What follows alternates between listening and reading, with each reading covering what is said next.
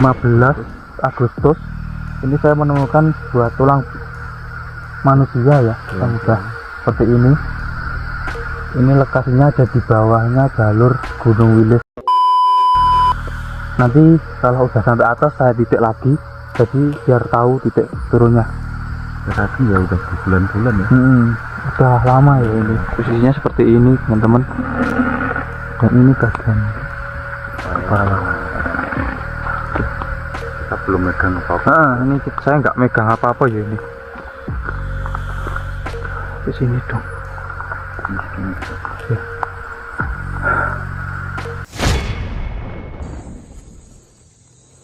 Kejap lagi dia bunyi.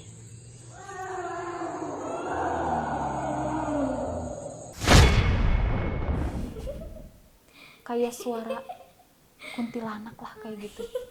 Tapi jauh banget. Yang pertama itu temennya itu ngedengar suara anak ayam. Ciak ciak ciak ciak ciak. Nah, nggak lama kemudian ada suara yang ketawa. Ini kita di mana, Ron? Kamu tahu nggak posisi kita di mana? Nggak tahu. Soalnya gue baru ke Semeru ini baru pertama kali. Ini gara-gara disitulah muncul perdebatan. Gara-gara lu nih tadi bangunnya kesiangan, jadi kita ketinggalan sama tim yang di atas. Sinyal handphone pun nggak ada di situ. Berdebat, marah-marah. Udahlah, jangan sampai marah-marah kayak gitu. Kita di sini tuh cari teman kita yang 2 orang kemana. Itu di situ makin dekat suara yang ketawa itu kita makin merinding. Yang 4 orang ini teman-temannya si Roni, yang 3 orang masuk ke dalam, tapi si Roni tetap bertahan untuk di luar untuk cari kedua temannya ini. Teriak-teriak, Nit, Mira, Nit, Mira, tapi nggak ada nggak ada yang nyaut gitu. Naik lagi ke atas. Itu pas teman-temannya tidur pules banget, dia bener-bener nggak bisa tidur. Bangun, tidur lagi, udah ke samping, kemana-kemana, pokoknya udah keluar dari tenda, udah diem dia di api unggun, diem mikir gitu sampai beberapa kali berpikir. Emang dia nggak bisa tidur. Pas jam 12 teng, dia itu ngedenger lagi suara tolong sampai 3 kali.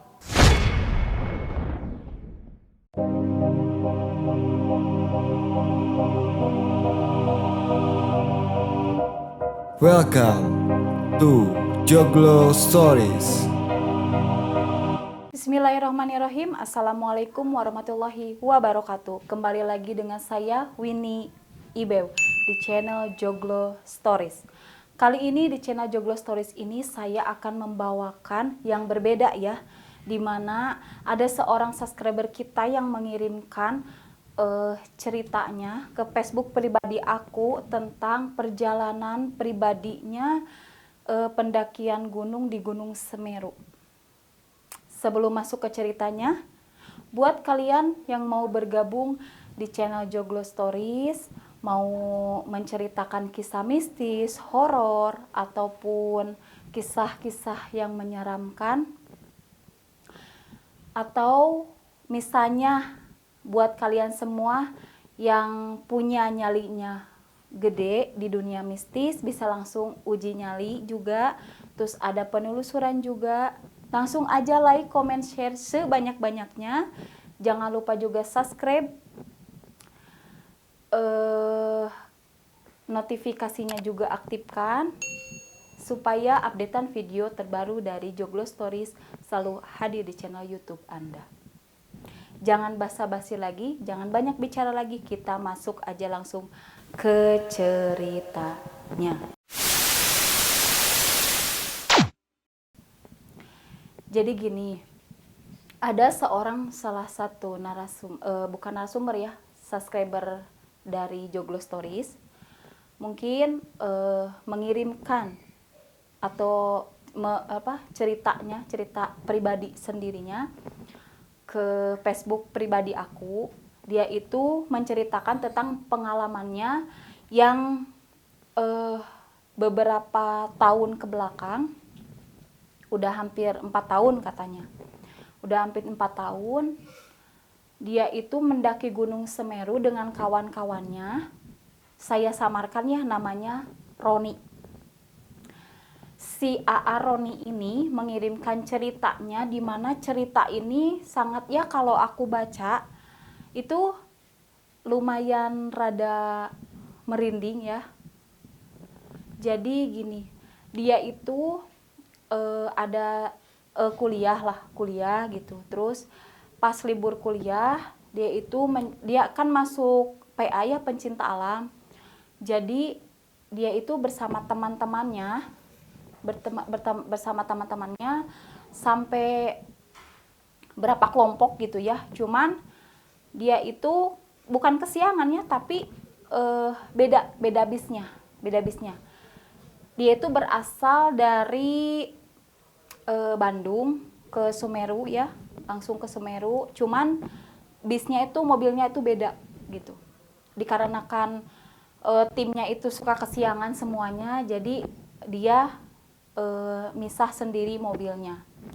Di tengah perjalanan itu, si teman-temannya si Roni ini banyak sekali kejanggalan.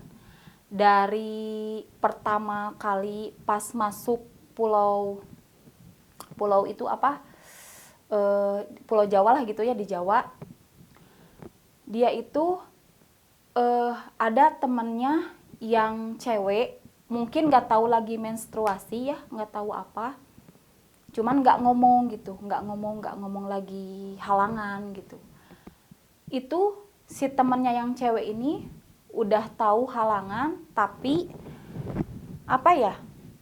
ngomongnya itu sompral. Jadi dia itu ngomongnya kayak gini, gua mah nggak takut, biasa aja, kalau misalnya ada apa-apa gua mah biasa-biasa aja, katanya kayak gitu. Tapi si Roni ini udah tahu keadaan Semeru gimana, jadi emang orangnya itu pendiam. Si Roni ini katanya pendiam.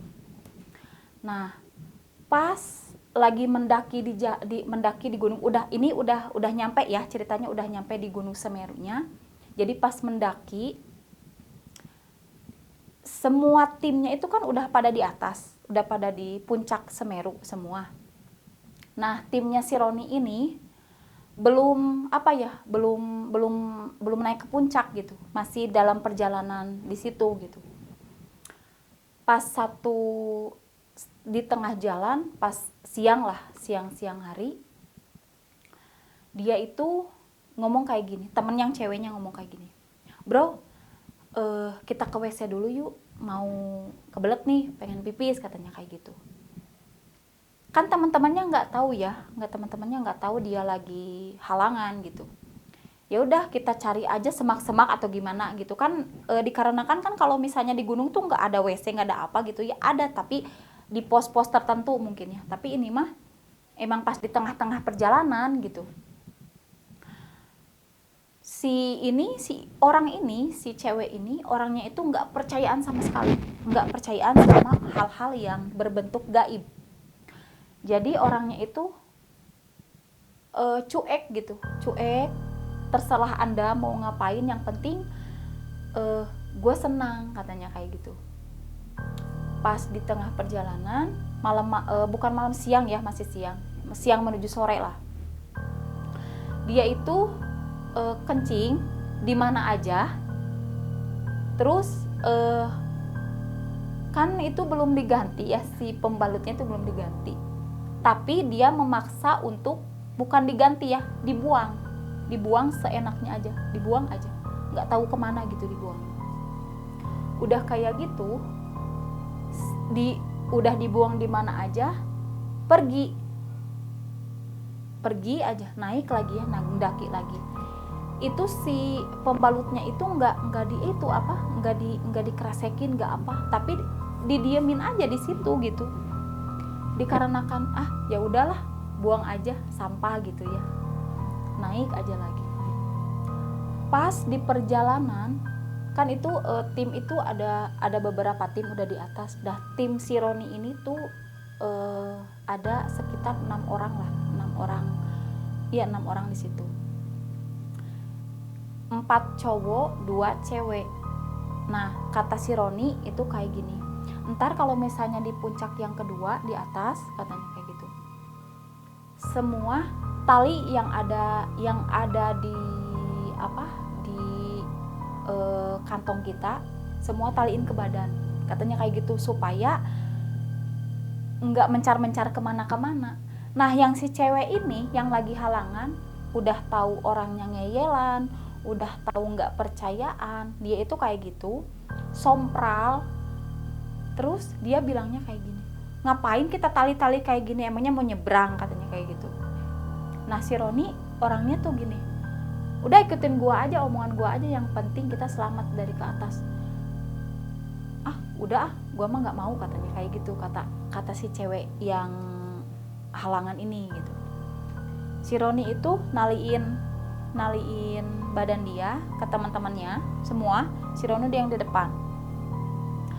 Pas ke atas daki kan itu udah mulai sore maghrib kayak gitulah, sore pas mau sore, pas sekitar jam setengah 6 maghrib lah, kabut turun.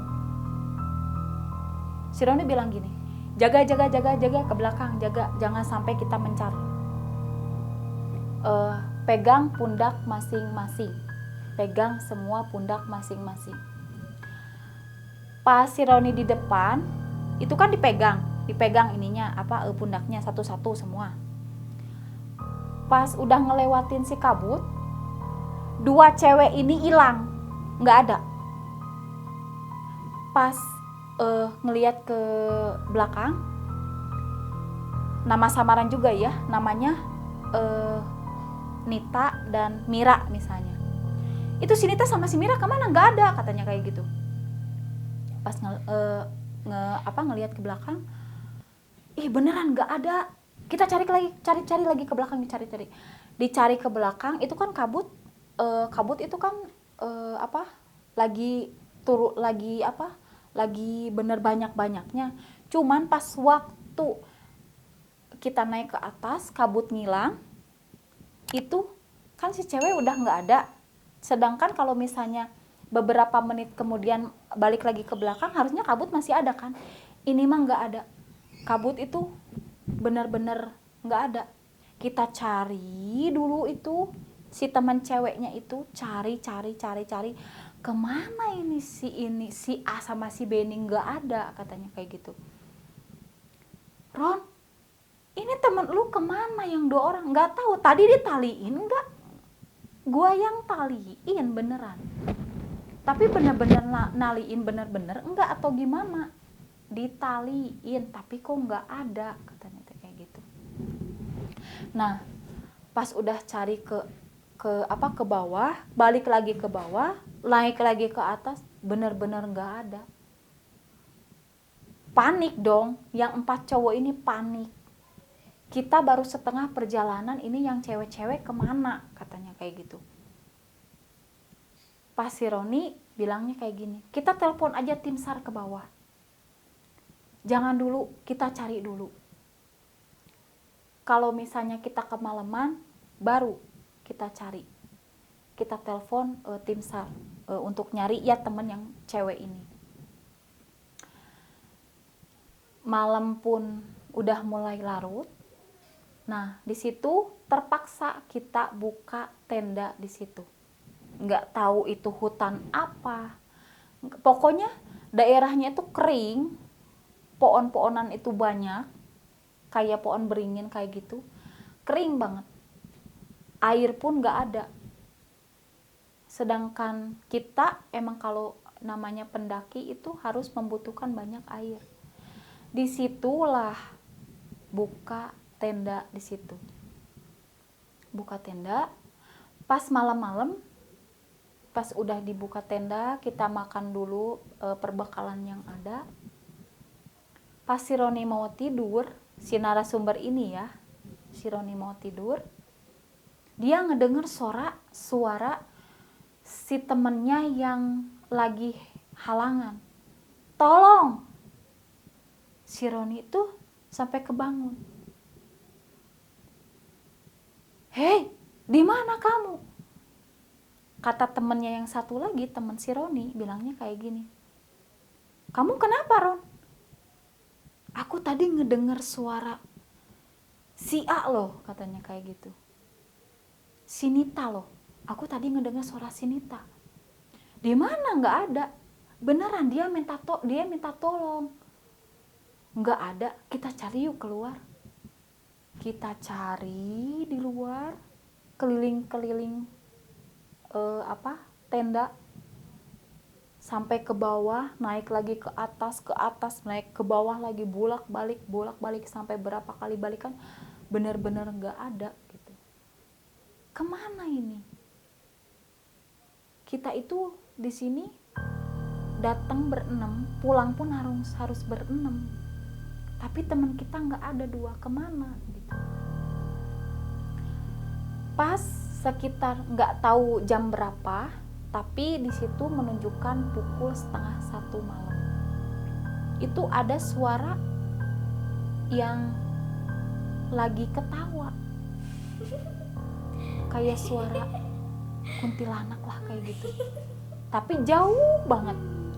Yang pertama itu temennya itu ngedengar suara anak ayam. Cek.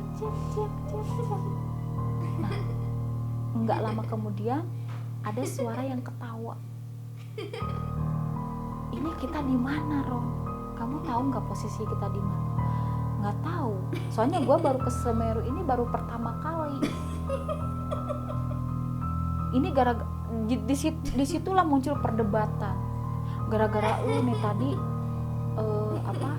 bangunnya kesiangan, jadi kita ketinggalan sama tim yang di atas. Sinyal handphone pun nggak ada di situ.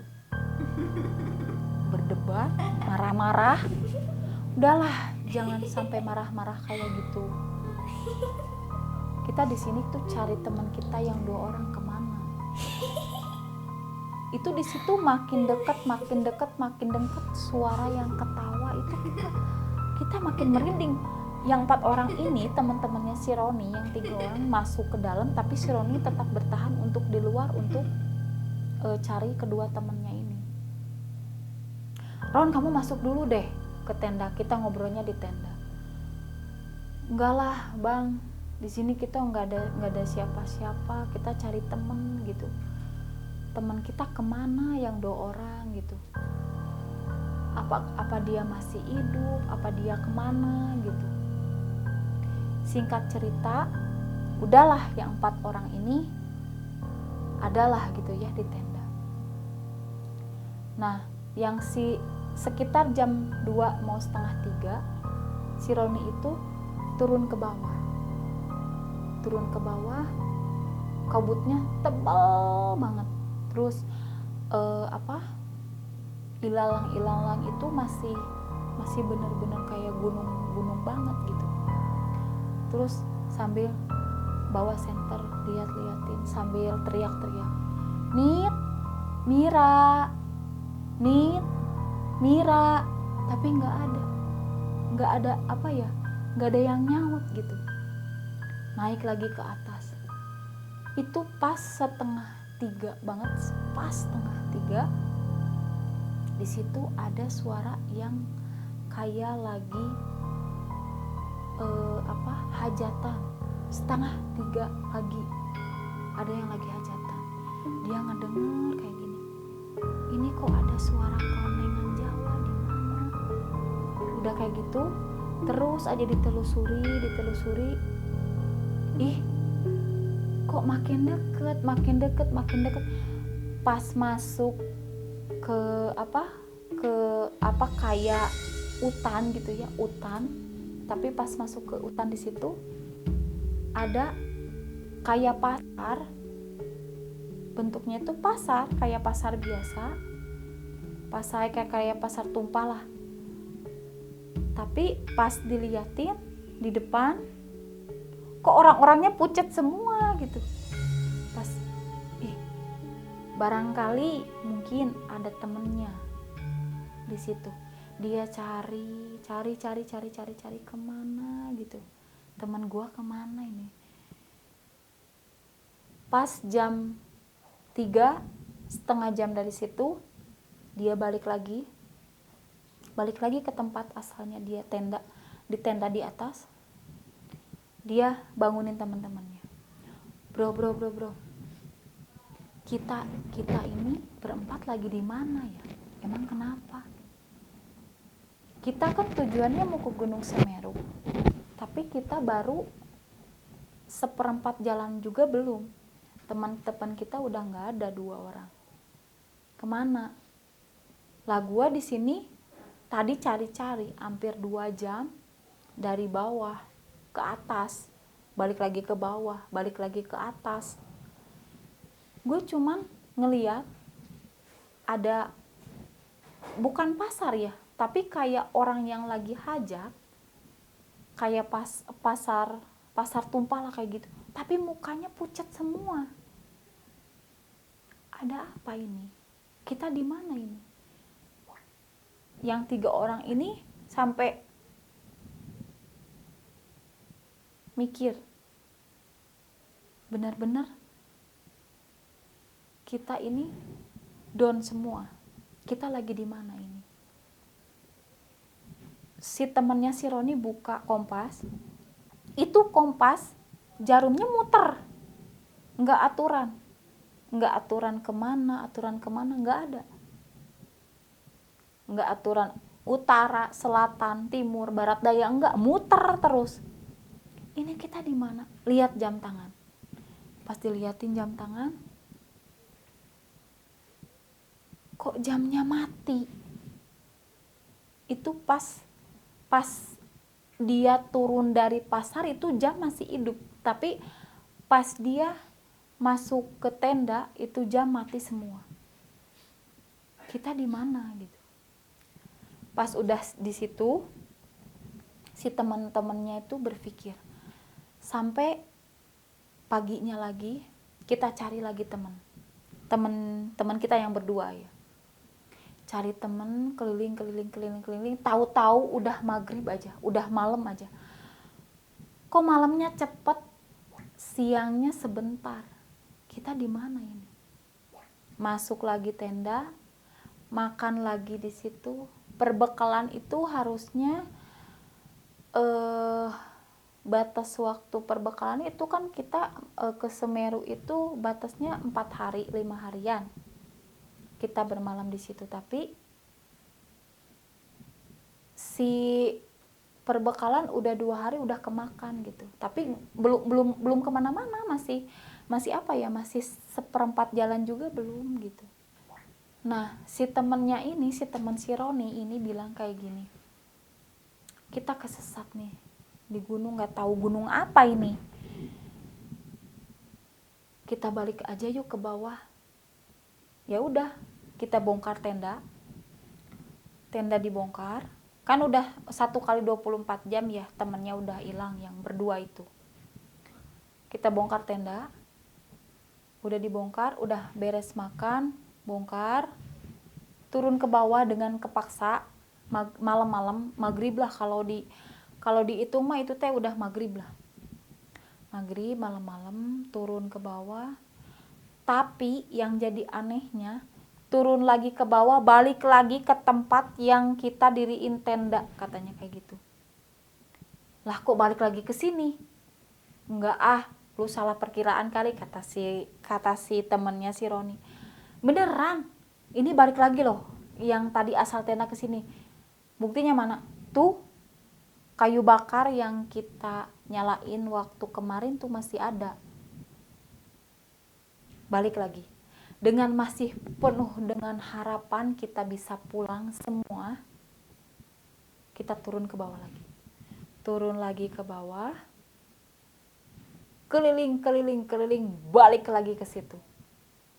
Ya, udah nggak bener ini. Di mana kita? Bener-bener udah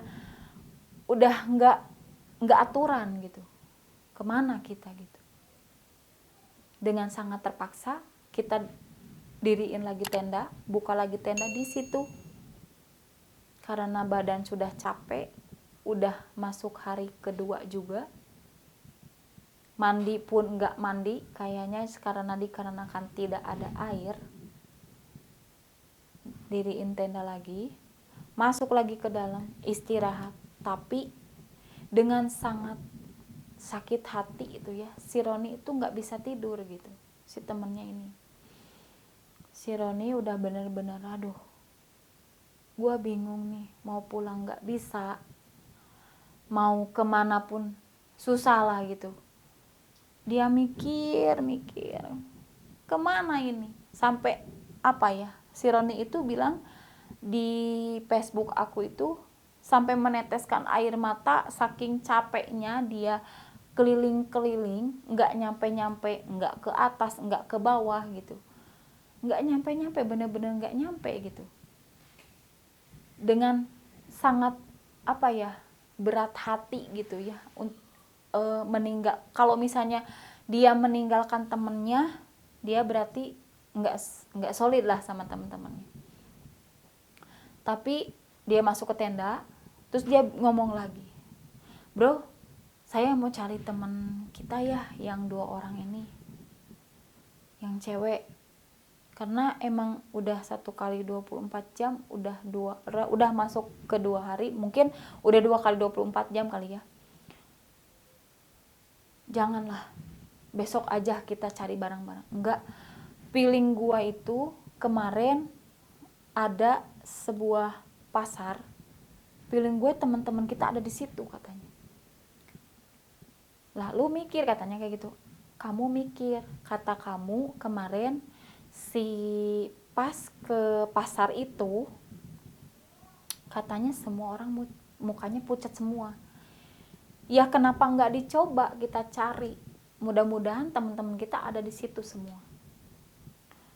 Si Roni dengan apa ya, hatinya itu mungkin ya sakit dikarenakan yang 2 orang cewek ini diajaknya sama si Roni, jadi mungkin terbebani juga sama orang tuanya gitu. Pas teman-temannya tidur pules banget, dia nggak bener-bener nggak bisa tidur. Bangun tidur lagi, bangun tidur lagi, udah ke samping kemana-kemana, pokoknya udah keluar dari tenda, udah diem dia di api unggun, diem mikir gitu sampai beberapa kali berpikir. Emang dia nggak bisa tidur. Pas jam 12 teng, dia itu ngedenger lagi suara tolong, tolong, tolong sampai 3 kali. Dia ambil senter, nggak ngebangunin teman-temannya.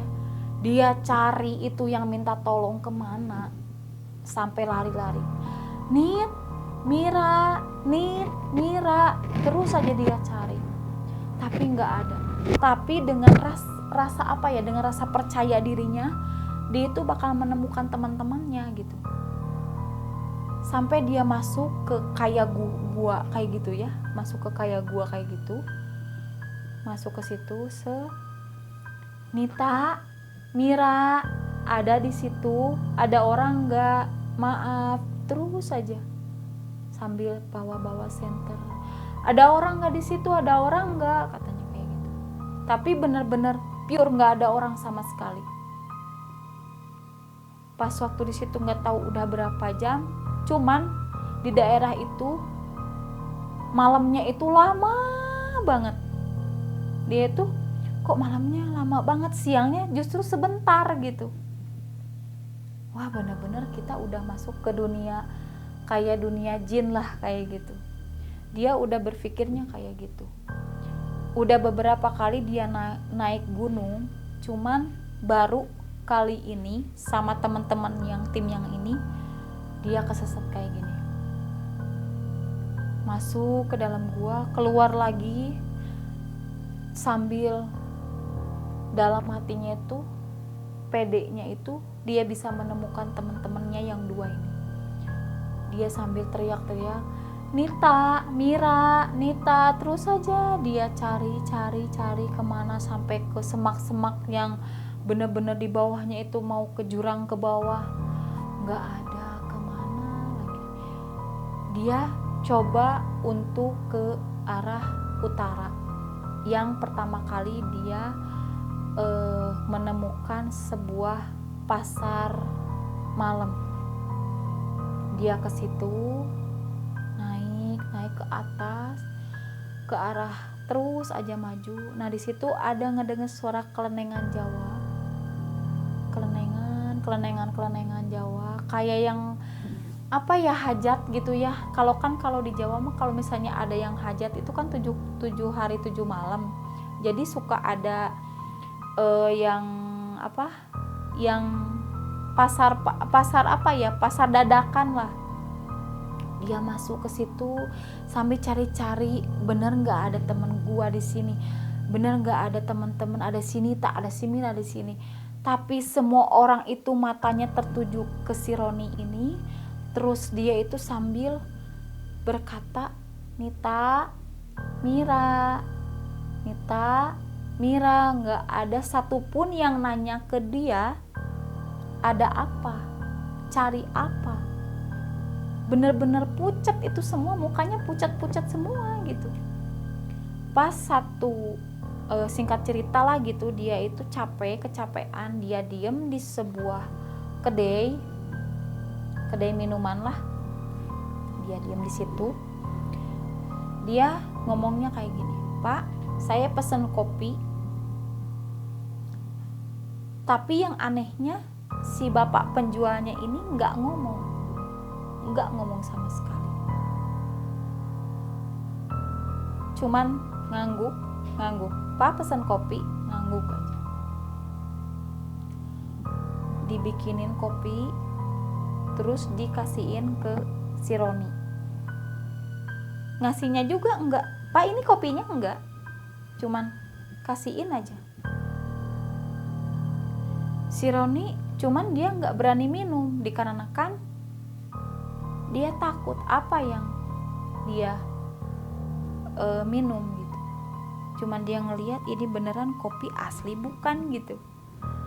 Pas dilihat-lihat, bener kopi, tapi kok aneh gitu.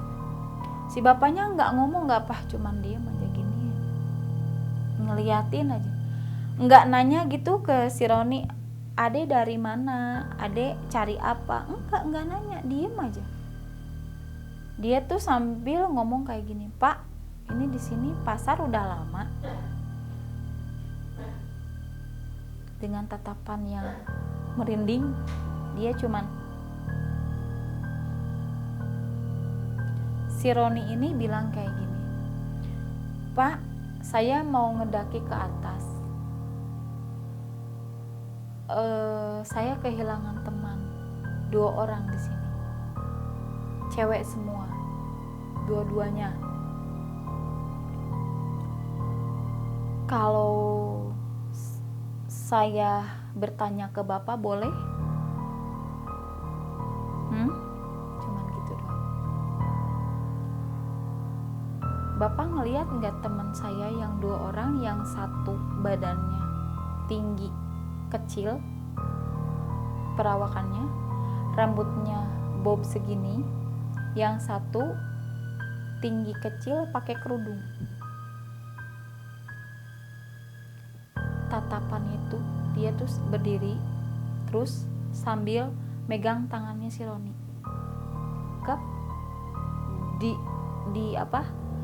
Diambil gitu ya, tangan si Roni diambil sambil ngebisikin kayak gini, teman-teman kamu di sini kalau udah masuk ke sini, kalau nggak ada, syukur-syukur jasadnya masih ada, syukur-syukur masih hidup. Kamu berdoa aja. Si Roni tuh kaget. Kok Bapak bisa bilang kayak gitu? Coba Bapak jelasin apa yang terjadi di sini.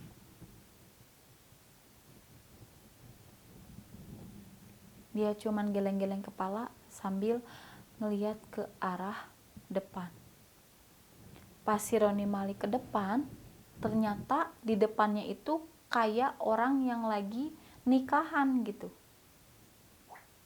Orang yang lagi nikahan itu kayak bener-bener tamu undangan ada gitu ya. Orang yang lagi nikahan bener-bener gitu. Ini yang nikah apa Pak, katanya kayak gitu. Orang kan? Iya orang, katanya. Tapi kok kayak gini semua ya? Bener-bener si tukang kedai kopi ini yang jawabnya tuh cuman sedikit-sedikit. Si Roni ini nggak bener-bener berani untuk minum kopi ini gitu. Udah di situ dia ngasih uang ke si bapaknya. Pak, berapa? Dia cuma nyodorin kwitansi. Oh sekian, ntar Pak ambil uangnya, dikasihin. Ini Pak, terima kasih infonya.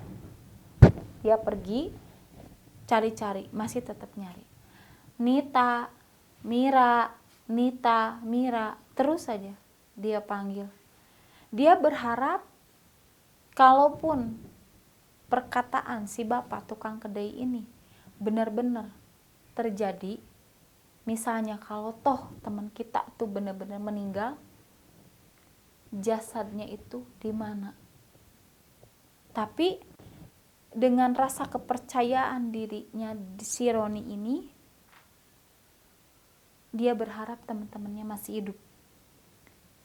Dikarenakan dia itu pencinta alam, teman-temannya juga sama pencinta alam, apapun resikonya, mau dia memakan apa kek, bahkan bangkai ular pun kalau namanya pencinta alam tuh dimakan untuk menyambung hidup. Bahkan air apapun dia minum untuk menyambung hidup. Dia itu berpikirnya kayak gitu. Mudah-mudahan teman-teman aku masih dalam keadaan sehat walafiat. Sambil dia turun ke bawah, sambil tetap nyari. Udah di situ kok malamnya bener-bener lama banget gitu. Kok matahari tuh malu-malu gitu untuk muncul gitu.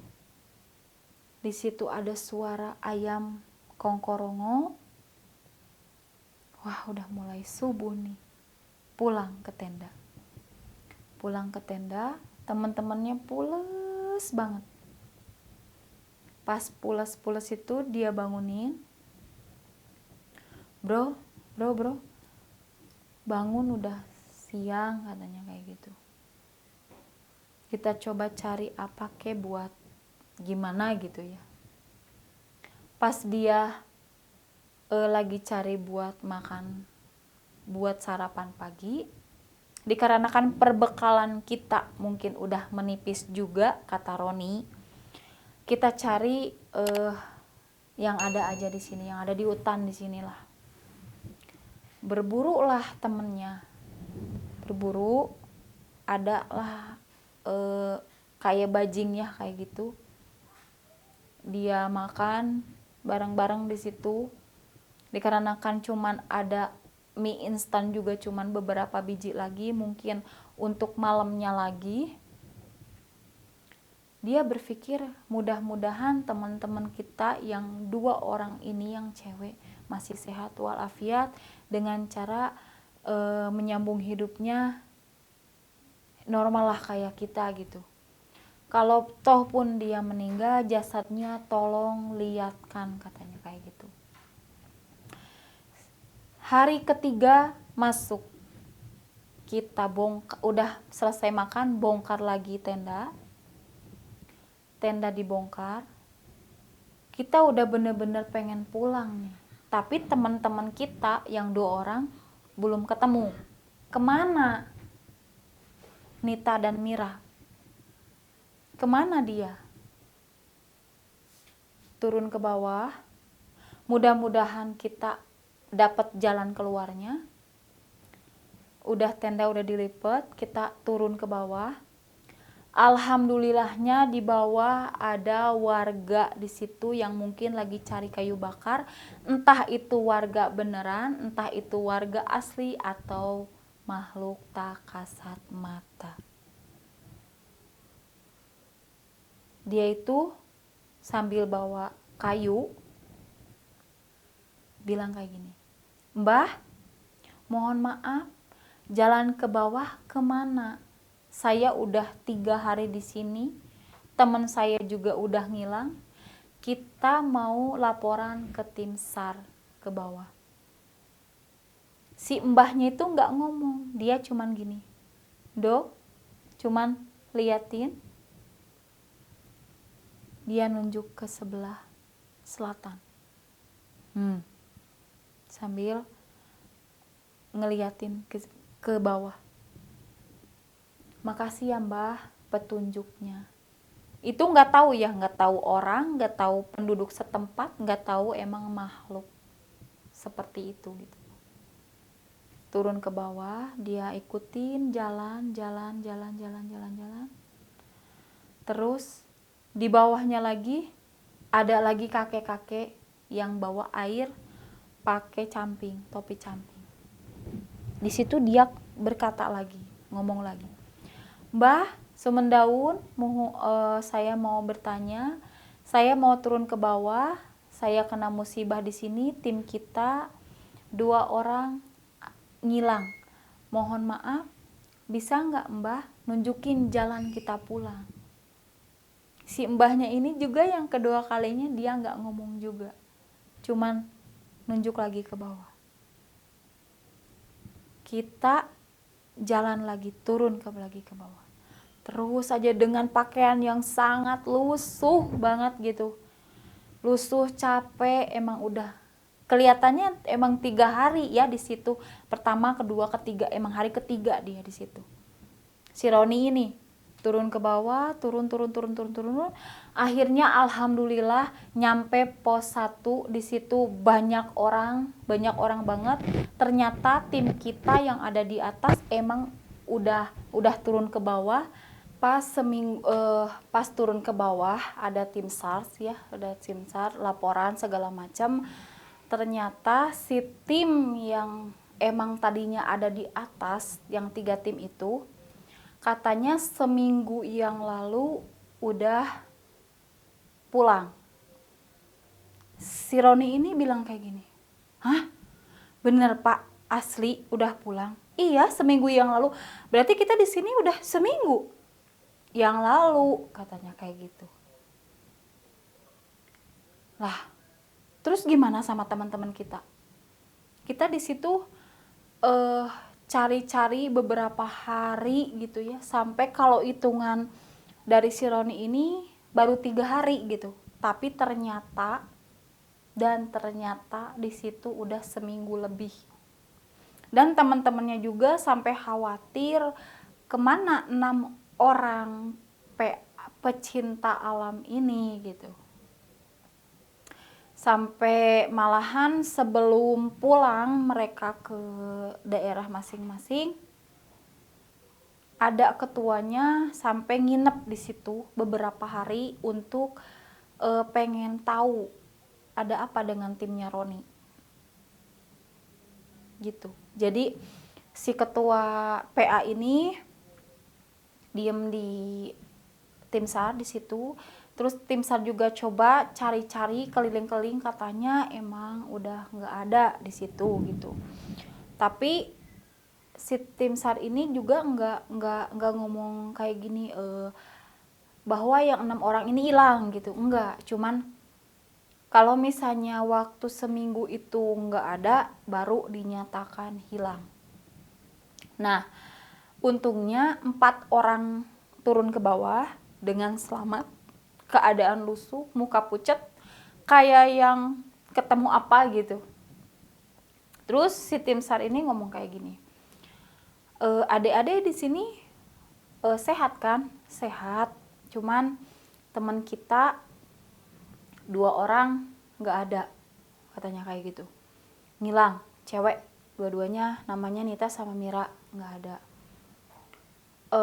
Udah coba cari temennya udah, malahan kita di situ berhitung itu 3 hari ya, tapi kan kenyataannya itu udah seminggu lebih gitu.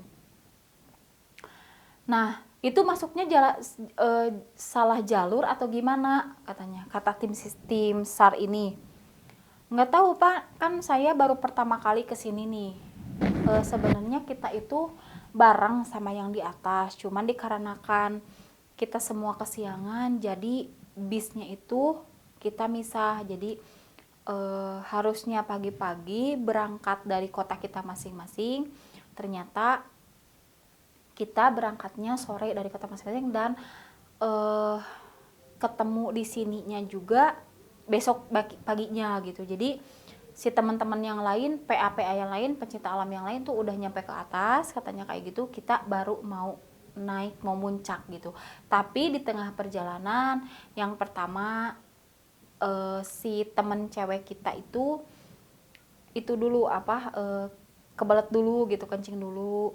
Nah kita itu terus udah tahu bahwa adalah di tempat apa gitu ya, kayak di hutan kayak gitu, kita harus saling pegangan katanya kayak gitu. Nah kita mencoba untuk